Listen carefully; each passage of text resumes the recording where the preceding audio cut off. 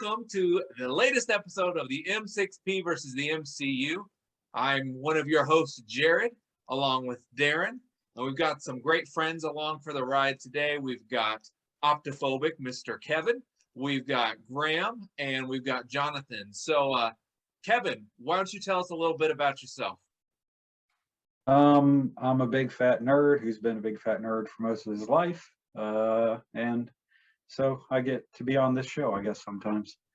Awesome, man. Awesome, man. And where can we follow you more if we wanted to follow you? You can follow Optophobic on Letterboxd if you want to see my latest review for whatever stupid movie I'm watching. And yeah, that's probably the best place. Awesome. Awesome. Graham, how about you? Tell us a little bit about yourself. Well, I am a big movie fan, a kind of a Marvel rookie, so I will probably get beat in trivia, but especially anything kind of thriller or horror I like, and Moon Knight seems like a good one for me to be a part of, since it's kind of got some supernatural elements to it. So I'm looking forward to talking about that. And this is your second appearance, and you are the co-owner of Michael Webb Solutions. All right, go ahead, Jonathon. Well, Graham, is there anywhere that we can follow you on anything? Sorry. Not really in a social media sense, but I do have a kind of side gig making and selling Jason Voorhees masks and shirts and mugs and things. So you can find that at Camp Jeebus on Instagram, Etsy, Facebook, and you can just look up Camp Jeebus on eBay and find it there. Perfect. Thanks, man. All right, Mr. May. What is going on, folks? Yeah, I actually have a YouTube show as well. You can find us at Comic Book Cinema. You can also look us up on Instagram and TikTok at Real Comic Book Cinema. Been doing this for a little while now. I've been on this show multiple times. Love these guys. Tons of fun, especially Darrin. Darrin's just a nut. Thanks. All right. And Darrin and I, we run the M6P along with Andy. You can check us out at the m6p.com. We've kind of started adding some more articles. And Kevin, I know I've got some articles from you that I don't think ever got posted. So I'll dig those up.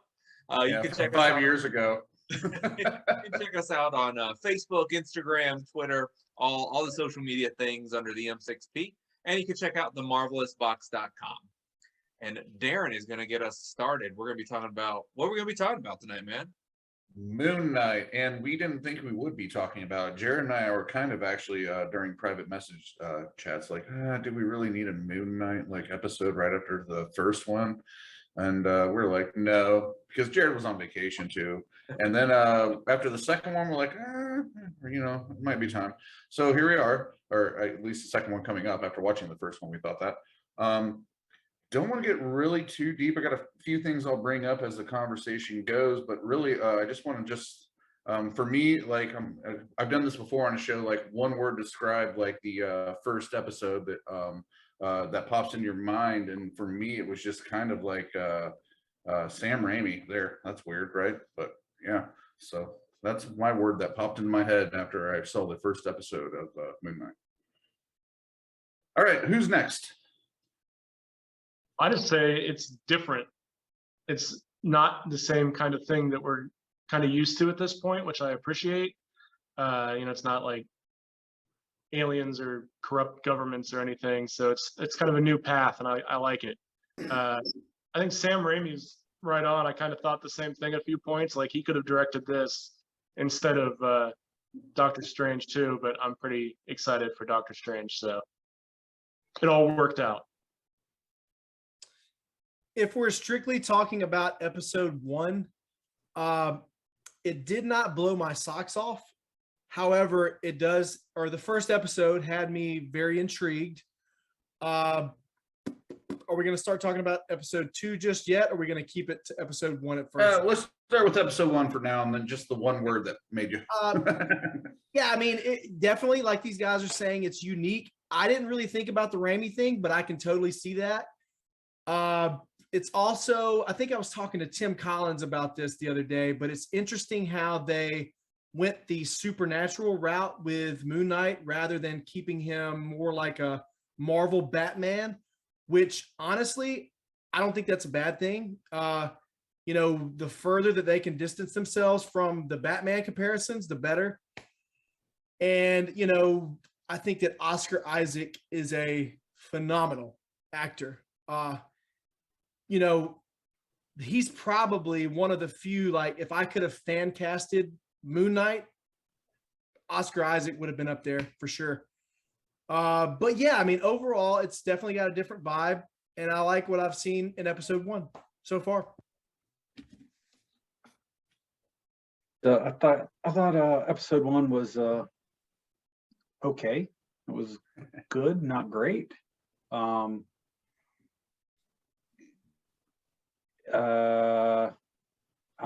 tired of every superhero's costume growing on them instead of them donning it.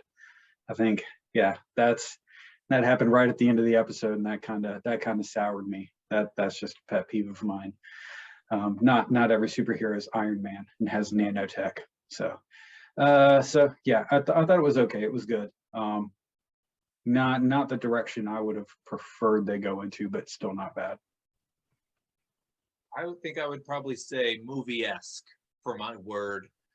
It felt more like a movie than a TV show to me, the first episode did, especially compared to the others, WandaVision, Falcon and Winter Soldier, Loki, Hawkeye. They were all great, but they felt definitely like episodic. And this, like when the credits started, like, I just felt like I was watching a Moon Knight movie, and they just cut me off. So that's what I would go with for the first episode.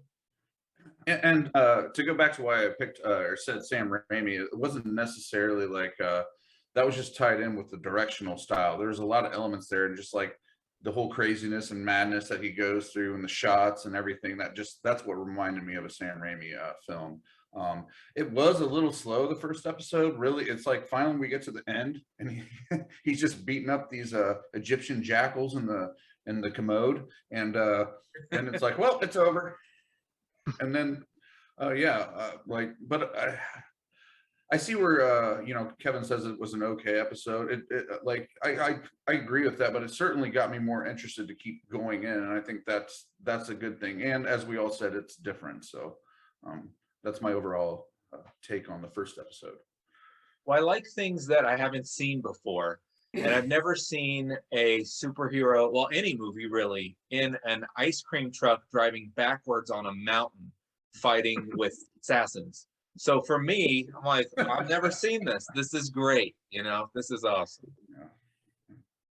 Well, I definitely liked that I didn't know what was going on and really couldn't predict what was going on very easily. Like, it wasn't the most speedy, action-packed episode, but the whole time I'm just sitting there thinking, what is this? Like, I knew he had a split personality and all that, but still, when he wakes up in a field in Germany and there's people shooting at him, it's kind of like, I have no idea where this is going. So I was intrigued.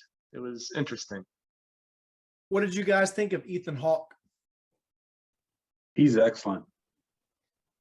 He looked I less really like like He's him. pretty much good in everything. So Yeah. Yeah, I was surprised at how much older he looks. I guess they did a little makeup, Yeah. but it makes me feel old because I remember he was that guy from, what was that movie in the 90s? It was The like Explorers. Oh no. no, I know that it's was from the sci-fi 80s. one. I know what you're talking about, the sci-fi one with Jude Law, right? Repo Man? Yes. Oh, Yeah. Extends? Galaga or something like that. Yeah, Gattaca. Gattaca. maybe. Yeah. But he was just like a kid then, and I want to say that part of that is makeup, or most of that, hopefully. But I thought that he did a good job. But yeah, I mean, there wasn't really anything in that first episode that just hooked me, when I recall Breaking Bad, that's probably my all-time favorite TV show ever. That first episode had me hooked like big time. You could have literally just played that episode, and I would have waited months and months just to watch the second episode. This, I mean, it did just enough, but I think that's partially due to the fact that I'm the biggest hardcore Marvel fan ever. So I don't know how much of that played a part, but yeah, I mean, it was enough to intrigue me, just enough. But who are we kidding? I mean, either way, I would have watched this whole series. Yeah, I'm not sure if I was a big Moon Knight fan, if I would have stuck around for a couple more episodes. Like if this was just a regular television show, I'm not sure there was enough there to really grab me. I mean, Ethan Hawke is really good, so I may have, listened to some reviews and see, okay, does it get better? And does Ethan Hawke, get a bigger role and get to sink his teeth into that role more? And maybe I would have watched it for that. But if it wasn't for Moon Knight, I probably wouldn't have kept on watching this one. Yeah, it was like one of those, you ever watched a movie with your grandma or your annoying friend, and 5 minutes in, they're like, who's that? What are they doing? What's going on? My wife finished the episode and she's like, I feel like I'm that person. Except I watched the entire episode and I have no idea what's going on and who any of these people are. And she was right. She wasn't wrong.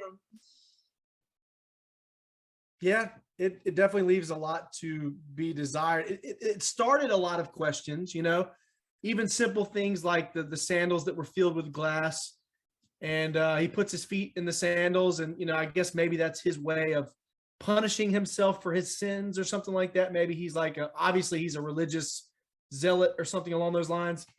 What do you think, Darrin? Oh man, I'm glad you brought that up. Like, so what's the point of that so far? Him walking, the very start of this series, he's like, and they build it up all dramatic, and he's putting glass in sandals or shoes or whatever, and then he walks around, and it's like, well, that's that.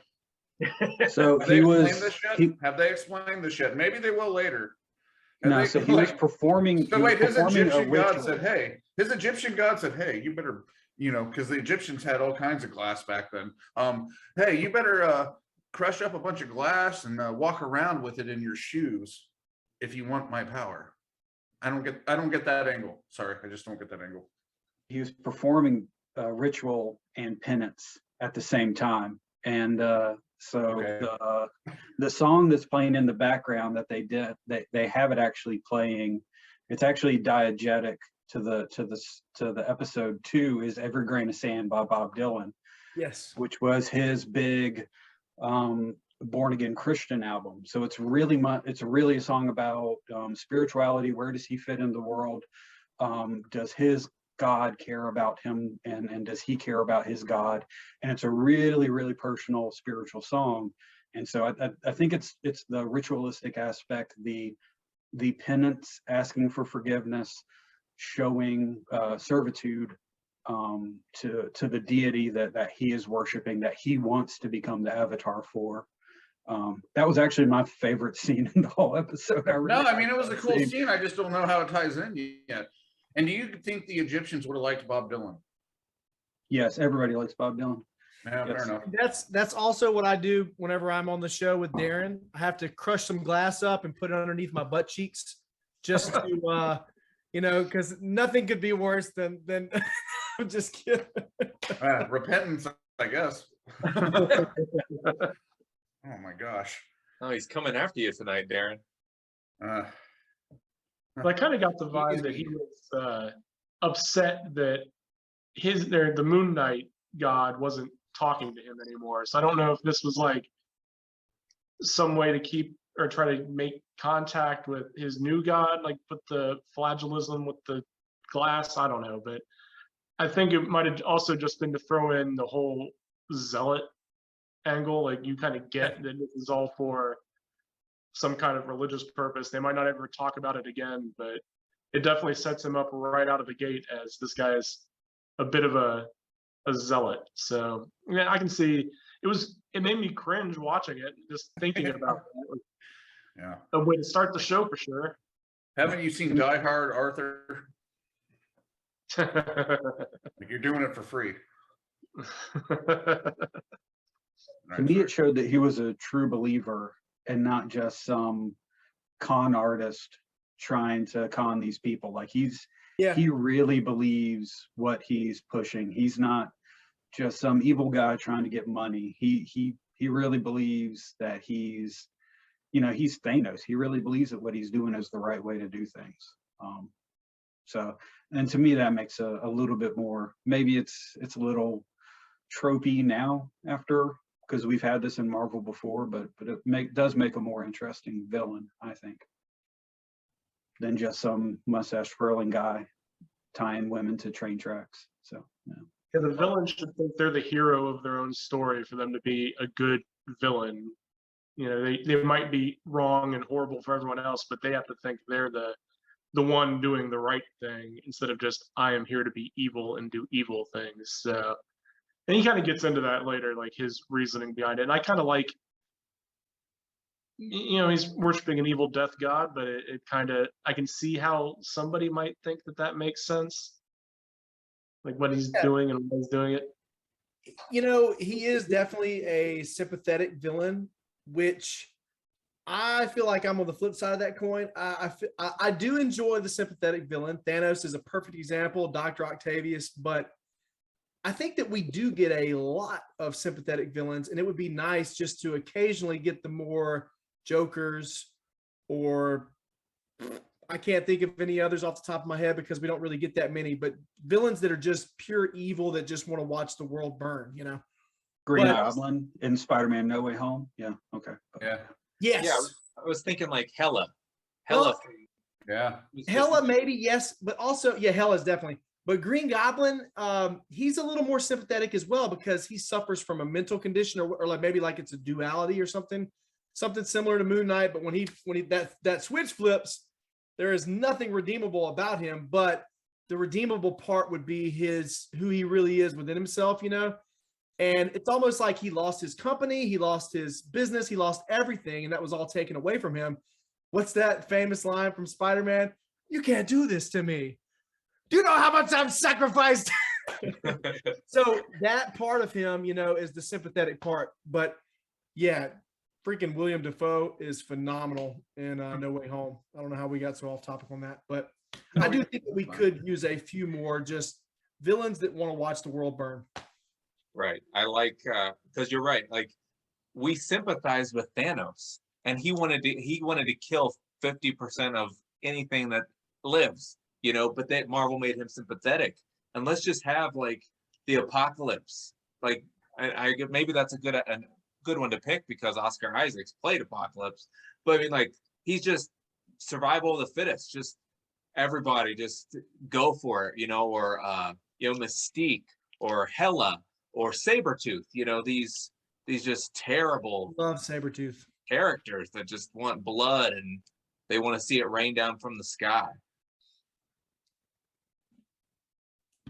All right, well said. So yeah, lots of stuff that became quite a long conversation about episode 1. So episode 2, real quick, again, it just kind of like the action really doesn't start until towards the end. I thought it was pretty cool to finally see Steven's version of Moon Knight come out, you know, in the suit. And obviously they have that character in the comics as well, both in how the duality and everything. The way they sold that, and then along with the introduction of Layla, I really enjoyed Layla's character. I thought that she had a good presence, especially towards the end of that episode. Yeah, I like the second episode a little bit more. Yeah, I didn't. I like the first one better. Really? Yeah, because I like that whole I didn't know what was going on. Like Graham had said, you know, you could not predict a thing about episode 1 because all of a sudden he would close his eyes and then he's in a field and then he's in an ice cream truck and then he's halfway around the world. You just didn't know. With this one, it was a little bit more like I could see the trajectory we were following a bit more. However, seeing Moon Knight jump and run across the rooftops made it, I was fine with it. After I saw him in action doing his thing, my appetite was filled. It gave me Deadpool vibes, if that makes sense, especially more so like Deadpool from the comics and the video game that came out whenever that was, 6-7 years ago. But seeing that different version of Moon Knight, I don't know how I felt about that. Honestly, I was really hoping that, you know, the second episode, I was hoping that we would get a more serious vibe. And there was bits and pieces that were kind of, you know, frightening. a little horror movie-esque.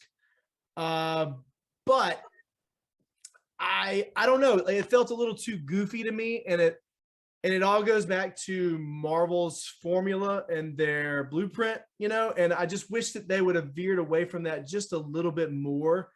Overall, the episode was decent enough. I didn't love it and I didn't hate it, so there's that. But I wasn't like just overly impressed. That's how I feel. I liked the style of the show, and I liked the second episode too, for the most part. I think the misstep, if I were to pick something, would be they kind of dumped all the exposition real fast. So it did clear up a lot of those questions, like Jared said. And, just to get to a fight with a jackal in the street. Like, I think even if you had him fight the jackal in front of people that can't see it, maybe don't make it quite so clear that it's there, like having it smash into cars and things. Keep playing up on that what's real, what's not real angle a little bit more, but they kind of, I think they were worried people would get too confused and were like, okay, here's a bunch of the answers, here's a fight. But I liked it. I liked the tone and the style for the most part. I just think that they could have stretched that maybe one more half an episode or something to keep the questions interesting. Honestly, that worried me. Maybe I'm in the minority when it comes to that, but the fact that I was scared that this show was going to lead up to a finale where we find out that he's just crazy. And us seeing that the demon dogs from Egypt were real made me take a small sigh of relief. But I know that's kind of what you guys are taking issue with. But for me personally, I was like, okay, he's not crazy.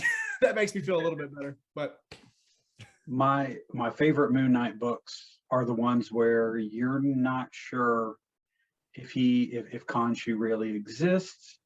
He doesn't really have any superpowers. Like, his superpower is kind of the fact that he's crazy and willing to cross lines that some people won't. Just his natural skill too.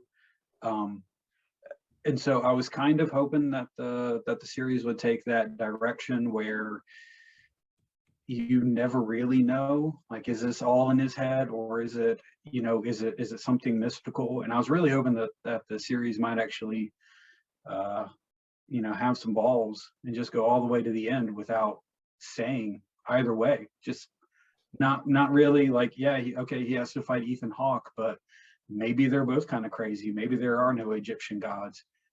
That's really what I was hoping for, that kind of vagueness. I thought that would be a lot of fun. But that's my preference in terms of the comics. So Yeah. but how cool. Oh, go ahead, Darrin. Disney's not going to do that. That's too no, cool. they wouldn't. But for me, another aspect though, the second episode, that was the Khonshu. I love that character, the voice in his head, the dialogue, and then like when Arthur's like being like, oh, he's talking to you and stuff like that. That was great. And the fact that F. Murray Abraham is the voice of Khonshu, are you kidding me? Like, that's great. Like, wow, how did they wind up with him? Wow. Like, They'll get everyone. What's that? They'll get everyone eventually in the Marvel. Yeah, probably. I do want to say too, his costume, it's a little bit different from the comics, and it's got this really cool combination of Egyptian priest and warrior kind of vibe, and I really dig. I think that's my favorite part of the show, is just how they translated his costume. I think that's an excellent job. Not the Mr. Knight, but him in full garb, with the hood and the cape and everything. It's really good. So I like the fact that you give it props, because like a minute ago, and I feel the same way. It's just like, aren't we tired of just seeing costumes grow on the character suddenly? Oh, like, I still don't like that. I just like the look of the costume. I want him. That's what I meant. No, that's what I meant. Yeah. I agree with you there. Like, I don't like the way it just like, it just grows on him, and it happens with everything. Like, it's not a symbiote or anything. Like, but the look of it, the overall look of the costume, it's pretty good, right? Oh yeah. It's a lot more ceremonial looking than just the hood and the kind of face mask combination. Back to like a few seconds ago, when you were saying that Disney would never let them get away with something as vague. I wonder if this would have been better in the Netflix era, like if they would have been able to do more kind of weird with it. Oh yeah, that would have. Take more risks. Because honestly, like, and maybe it's terrible that I'm saying this, but because I'm basically saying that I want it to be more predictable, but I don't want to see them fighting in a mental hospital. Arthur and Oscar Isaac, whatever, Mark Spector, whatever you want to call him. I don't want to see them fighting in a mental hospital at the end of the movie, like, hitting each other with bedpans or whatever. I want to see it, lead to an epic, like conclusion. And I also want to see Moon Knight team up with the Avengers at some point. So that's kind of how I feel about it. We don't even know who the Avengers are anymore in the MCU, so I mean, for the most part. Doctor Strange, Shang-Chi, probably no, not Strange ain't an Avenger though. Like he's just probably gonna be the leader now. Oh, goodness. Here we go. All right.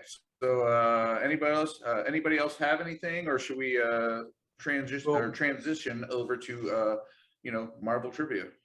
Real quick, right before in the last minute. So my brother-in-law is from London, and one point he wanted me to make was how horrible Steven's accent was. He hated that accent. It's kind of so he's that all over the internet.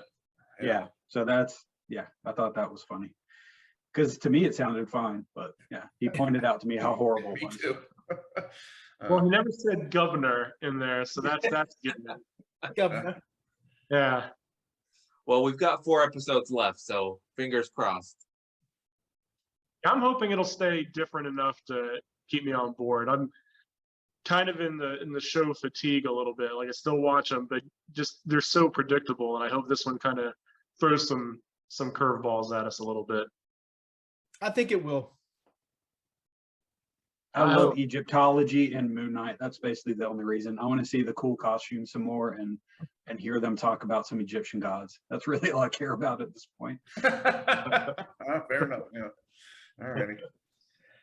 All right. So with that, we're going to do some Marvel trivia. All right. So we're going to start with some Marvel trivia. We've got these Marvel trivia cards. Each card has 5 questions on it, and each player will get to choose between 1 and 5 in range of difficulty. And whoever gets 15 points wins. You will also lose points if you drink from a Batman cup during this game. So just so those rules are all out there for you. All right, so we got Kevin with a K, Jonathon with a J, Darrin with a D, and Graham with a G. So Darrin, you get to go first. 3. Darrin, what organization created the Super Adaptoid? Okay, this is a new one. Probably should know this, but I don't. I don't know right off. All right, we are going to add a new rule to this as well. If you do not know the answer and you think you know the answer, you can raise your hand, and if you're called on first, you get 1 point. Jonathon. Well, it's either AIM. It's not either or. You give 1. I will say Hydra. AIM. Yes. All right, we're off to a good start. We sure are. All right, Graham. 2. 2. What is Gateway's power? Teleportation. Teleportation. Very good. Where are these new cards? They're just shuffled, bro. Now, Graham, We've never had those 2. I don't think we've ever had those 2. Graham, I have a follow-up question. Did you use context clues, or do you know who Gateway is? Definitely the context clues. All right. I love it. All right, Jonathon. 3. Who is Omega Red obsessed with killing? Wolfsbane. Darrin. Wolverine. Woo. So do I get 3 points then, or how do that go? You get 1 point. You get 1 1 point. All right. I'm Well, leading. It was a wolf character, Jonathan. Oh wait, I'm All not right. leading. Graham is. All right, Kevin. Go 3. 3. How did Spidey get rid of the symbiote? Was it the bell tower in the church? Yes. 3 sonic waves? Yeah. Yep. Rang the church bell. Very good. All right. So we got Darrin at 1, Graham at 2, Kevin at 3, and Jonathan with the goose egg. I mean, when you drink from Batman cup, things happen, you know? Minus 7. All right, Darrin. 3. 3. What is the name of Gambit's wife? Oh man, I should know this. I know this from. Oh. Man, you shuffled those cards well, didn't you? I can't remember it offhand. Anybody for a steal? All right, Belladonna. Belladonna. Okay. All right, Graham. Let's go 2 again. 2. What is Nightcrawler's real name? Oh,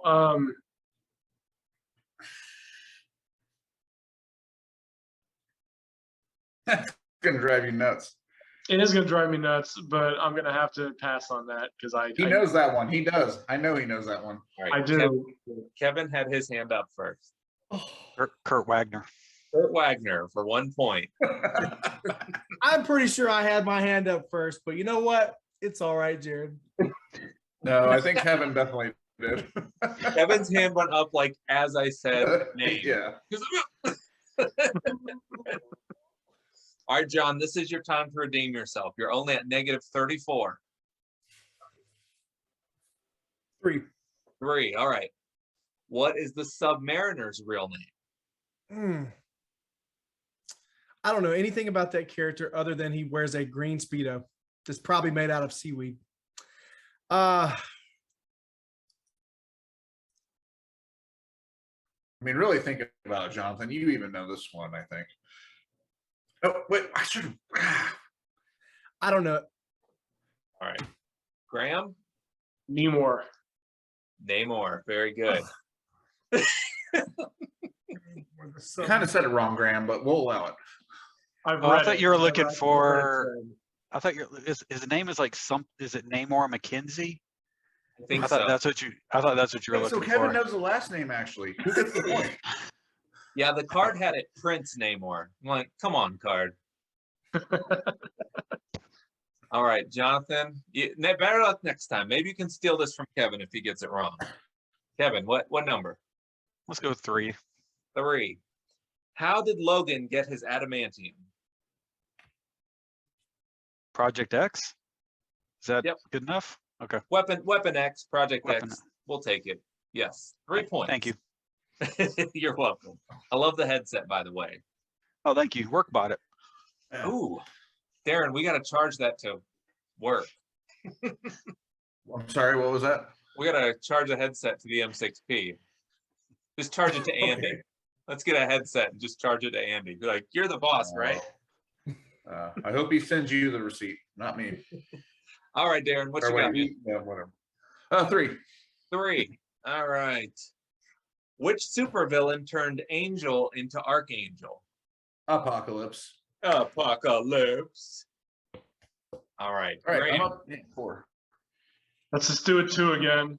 All Keep right. it steady. Who is Polaris in love with?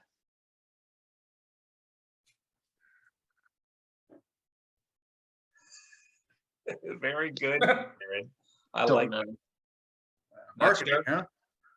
All right, Kevin, I saw your hand up. Havoc. Havoc, yes. Wow, man, how many points do you have? 8. 8. Woo! This guy's winning. I'm at 4. Kevin's at 8. Graham, what do you got? 3. Jonathan, how many do you have? Okay. There he is. All right. All right, man. This is your lucky card. What number do you want? 3, baby. 3. Who is Carl Crusher Creel? Oh, he is the absorbing man. He is. He is. All right. Yes. Look at On the you go. board. All right, Kevin, with your 8 points. Let's go with 3 again. 3, okay. Hawkeye left the Avengers to lead what team of criminals turned superheroes? Thunderbolts. The Thunderbolts, as Darren about passes out. I was gonna say the West Coast Avengers. I thought he went from the. Oh, he Avengers was to part of that Super- too, but Yeah, that wasn't the supervillain team though. yeah. Oh, he said super villain team. Yeah. Okay. Let's put on our listening ears, Jonathan. Sorry. All right, Darren. Yeah, we'll go 5. Oh, we got a 5er here, kids.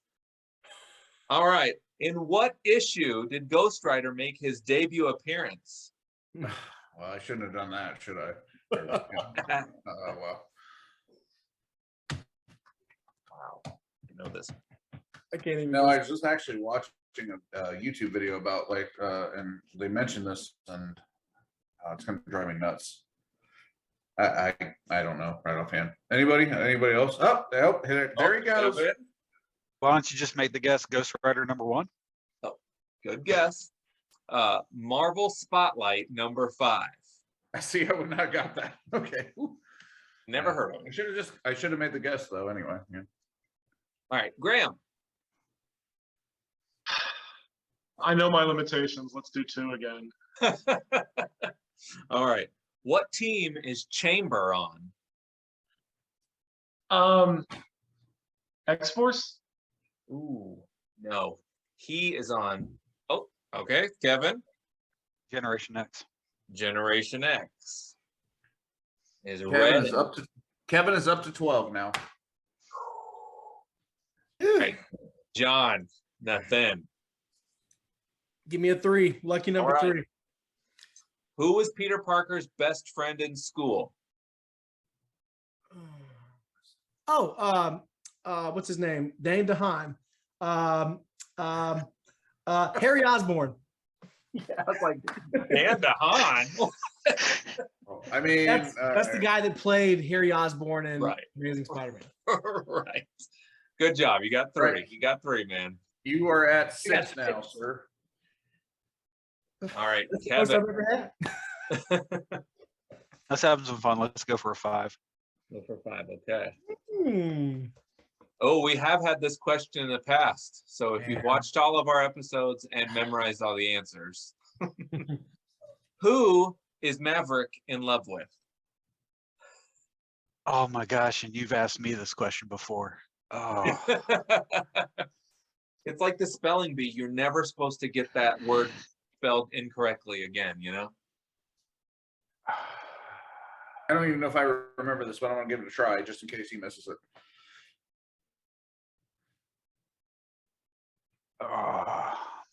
I can't even come up with a good guess. I really can't remember this one at all. That's who cares about Maverick? That is the correct answer right there.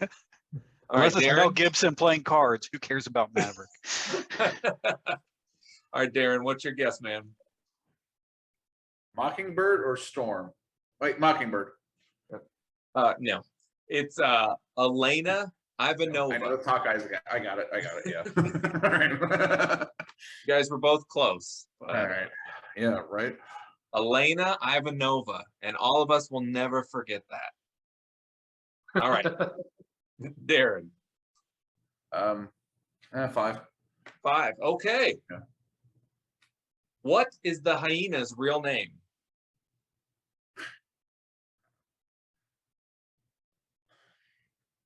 All right. Checkmate. Henry Mortensen. It wasn't checkmate. All right. I think that Graham was about ready to say that, but Yeah, I mean, Nobody it's else also- knew anything. I should go for the 3s. gotta be faster, Graham. All right. What number? Let's see if I can miss a 1. Okay. What is Siren's power? The sound screaming, I think. They're like Yep. a shock wave, sound wave. Very good. All right, Is Graham, that we're tied. Well, I feel better now. All right, John. 3. Okay. What is Darren's shirt? Polaris. What is her real name? Hmm. I don't know. I can't even remember it right now. She has green hair and a green suit. That's all I know about her. All right. Well, those are all her costumes on Darren's shirt. Her name Jared is made this. Lorna Dane. Lorna Dane. All right, Kevin, how many points do you have, man? I has still 12. have 12. Well, How much does okay. everybody else have? So okay, here's the rundown. I have 4. Kevin, you have 12. He's Graham, toying with 4. us like a mouse. And then Jonathan, you are at 6. Yeah. All right, I want to do another 5 just this round. I'll win next round. So All right. Who is Shard's ex-lover that betrayed her? I'm not raising my hand on this one. As he drinks his tea. okay. Shard's ex-lover that betrayed her. So I'm pretty sure this is wrong, but I'm going to go with Bishop. No, Bishop was her brother. Oh. Trevor Fitzroy was her ex-lover and villain. All right. Darren, Let's go 3. what is, you know this one. This was a Mrs. Melgard question, okay? What is the Punisher's secret identity? Castle. Yes. That is specifically is the one that I remember you asking me in homeroom. Do you know the Punisher's real name? Yeah, it's Frank Castle. Oh gosh, he just knows everything. Yeah. Wow. I was way off about you, wasn't I? Like, who's this fake guy that likes Storm on the X-Men cartoon? He didn't know Right. anything. What a poser. Yeah. Okay, Graham. 2. 2. All right, moving up. Who Yeah. is one of the first non-mutants to contract the legacy virus?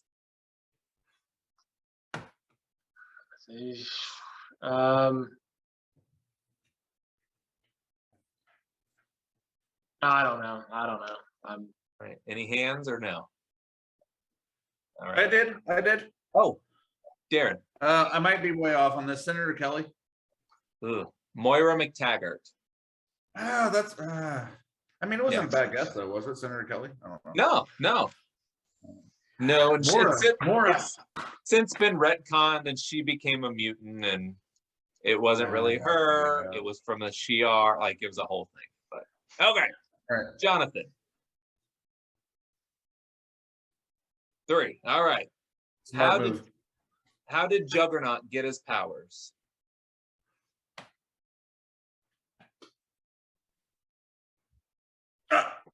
By having the mutant X gene. No, he's not a mutant. I'm sorry. He's Charles's brother. I know that. Was it for something? That brother. That Batman crap, man. You gotta stay away.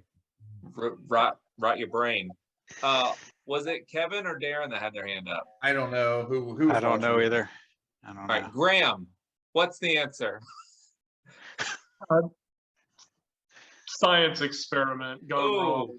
No. I don't know. I'll pick Darren because you have less points.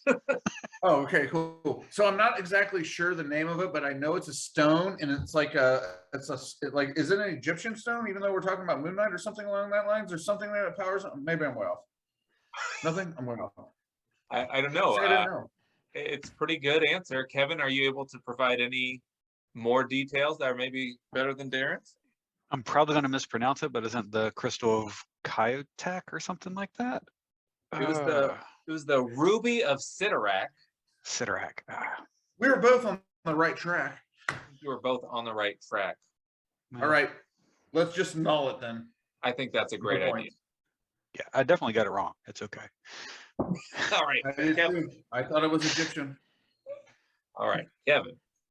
Yeah, let's just do 3. The Professor and Juggernaut were actually fighting war in Vietnam when they found that temple. That's just something to stick into your cap on a rainy day. Tell your kids. I love those Vietnamese rubies. Wait. Okay, I'm gonna just move on from that comment. All right, Kevin, what number did you say? We're talking about the 3. temple. I'm just messing with you. All right, 3. Which mystical hero is the leader of the Secret Defenders? Doctor Strange. Doctor Strange. And with that, we have a winner. Great job, Kevin. Congratulations, Kevin. Thank you. What were the totals for everybody? So the totals were I had 7, Kevin wound up with 15, Graham had 4, and Jonathan 6. So I mean it was a pretty good game, you know, for the most part. Last time around, I lucked in and got things I knew, like just things I actually read when I was younger or shows I watched, and I did fairly well. This time was just an absolute embarrassment. So yeah, thanks. I know you did very well the last time, but yeah, this time was an embarrassment. So no. Yeah. Well, Thanks for coming. We hope you come back. Yeah, absolutely. Kevin, All right. as the winner, tell us how we can track you down. Hit me up on Letterboxd, Optophobic on there, and you can see my pathetic opinions on crappy movies. And yeah, so I watch way too many, so they're all on there. Yes, Kevin is my source for any kind of movie thing. I know that he has an opinion or has seen it or can refer me. So, Graham, how about you, man? Tell us a little bit more about your company. Oh, well, like I said, we just do mostly Jason mask replicas from all the different movies. Just kind of randomly fell into that, and it's been working out well for about 5 years now. And then we also have T-shirts, mugs, posters, all kinds of stuff these days. So who knows what'll be next? You know, check it out. Stay tuned. Maybe something new and exciting will pop up. You never know. And where is it again that we can find it? That's on, it's Camp Jeebus, and you can find it on Instagram, Facebook, Etsy, and if you just search for Camp Jeebus on eBay, you'll find my listings. I just throw on there as well. So yeah. He's actually been featured on quite a few YouTube channels from major unboxers and things like that, like a big channel. Review Spot did a big one, which was nice. A few others, yeah. Nice, Pretty awesome. cool. Well, Jonathan, as losing the game, could you share with us how we can track you down in your Batman Cup?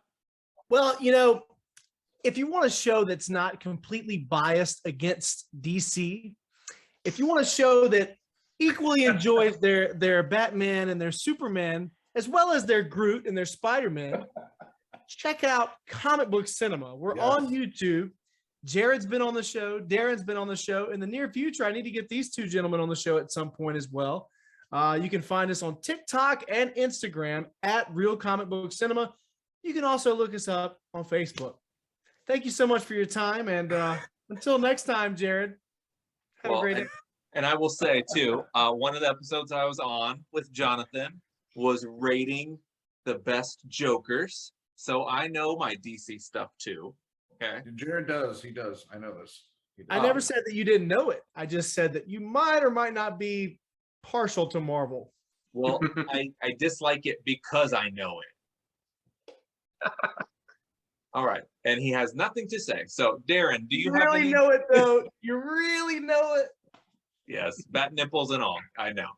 All right. We don't talk about that. Okay. Darren, do you have anything you'd like to promote? Yeah, I already showed it a bit because it was brought up, but this is a new M6P shirt. This is the Polaris one. All right. It looks white, I guess, right now, but it's actually a beige or tan. It's not showing up like that, but it looks pretty cool in person. So that's cool. And then also we've been hitting the 5 o'clock collectibles. I've mentioned that before in the past a little bit more. So we've got a rookie. We'll mention him, or we've already mentioned him on the page. He's written a few articles for us, Joe Martin. So he's been helping out with on the side here and there on a few things on both outlets. So that's fun. And then another major plug is can't wait for M6P Day. It's going to be a content explosion. We'll leave it at that. That's the plan. Yeah. Stay tuned. All right. That's all I got, Jared. Yeah, it's going to be fun. It's going to be fun and fun day in June. We're looking forward to that.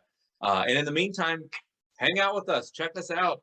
The M6P.com, Facebook.com. Those are the two biggest places you can find us. But we're on Twitter and Instagram and all that fun stuff. Also, like Darrin said, the shirt, you can check us out on tpublic.com. Just do a search for the M6P and you'll find some of our fun shirts and stuff like that. And then check out the marvelousbox.com. It's a subscription service for $25 every quarter. You get over $100 worth of Marvel graphic novels sent to you.